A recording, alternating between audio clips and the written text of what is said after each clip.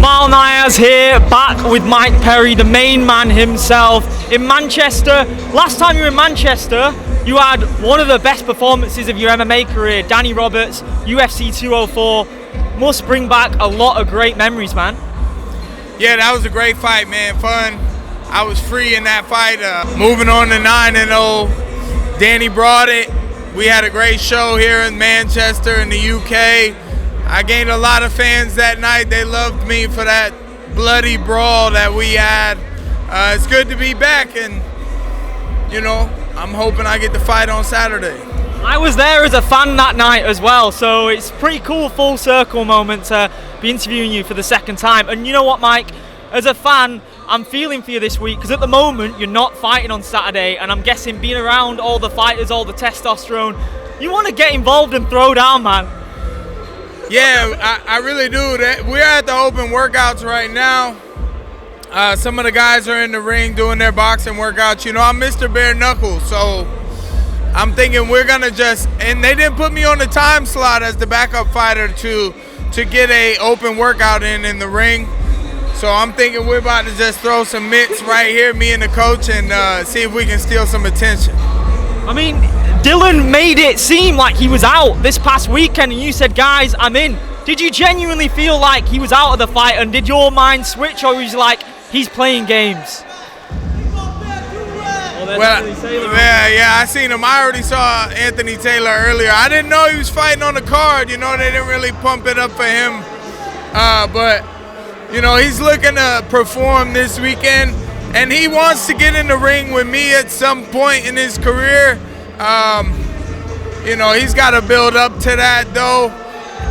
You know, on Twitter, he was real brash, but in person, it's been a lot more chill. He's looking to perform this weekend himself, so, you know, maybe he's not being too crazy. I knew he punched Dillon Danis at the press conference one time, so I thought he was going to punch me, so I just started shadow boxing in his face, but you know, he ain't do nothing. We just kind of clinched up. I was about to knee him in his face. But look, man, you know, I'm ready to fight, man. I'm on a different level than a lot of these guys. I know a lot of guys say that shit, but it's just true with me. Is there anyone that's on this card that you're actually not cool with, that if they come near you, you'll get a bit aggressive? Because, you know, you had the face-off with Logan, and it's just business with Logan.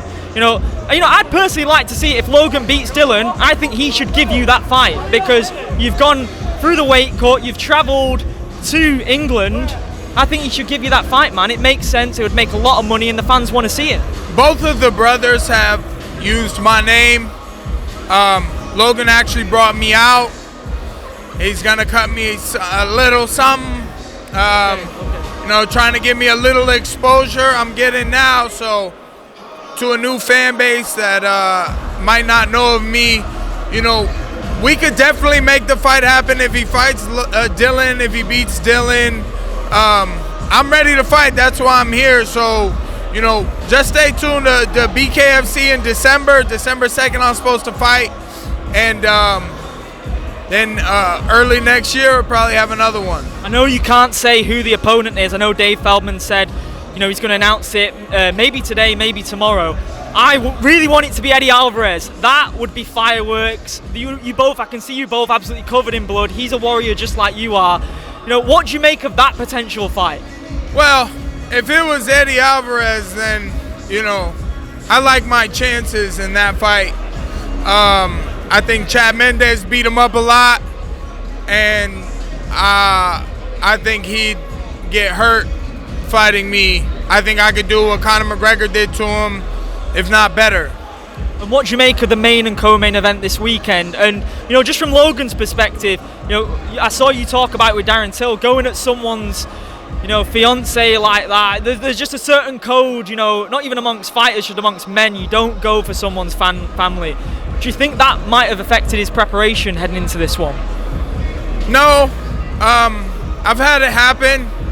It's happened, so, you know, it's so interesting, right? Like, I'm like, damn, I want to fight on Saturday, but I also want to see those two fight too. So I totally get all the hype, and you know, you just do what you got to do. I think I think it's 50-50, but I think Logan has the better finishing ability in this matchup. I could be wrong. I know Dillon can take some punches. I've seen him take real punches in the Bellator fights, and so I'm just interested to see if I'm the one fighting on Saturday, or if not, what happens. What about KSI and Tommy? They've got very personal as well, those guys. And, Big John Fury's took over the show. He took over the show at the press conference when we was in London. A lot of storylines heading into that. Do you think KSI is the real deal? That's a good question. Shout out to, the top 4 guys on this card, though, man. They're big names. Dillon did a lot of the promoting with his trash talk. Logan's responses, people paid attention to. And Tommy Fury and KSI have been training really hard. They both look great. They both look ready to fight. I'm interested to see what happens in that fight. And all guys I would love to, share the ring with. Last time we spoke, it kind of went crazy. All the Darren Till talk started again. And I caught up with Darren the week after that.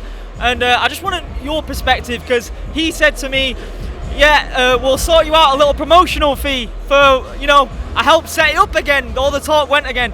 Are you cool with me having a promotional fee? Can I be a little bit of a promoter heading into that fight? Maybe I can stand in between you both when the face-off's happening. Well, look, listen, wherever the fees go and shit like that, because, that fight might happen in my own organization. Bkfc. But even if it's my own organization, you think I'm the one doing the paperwork?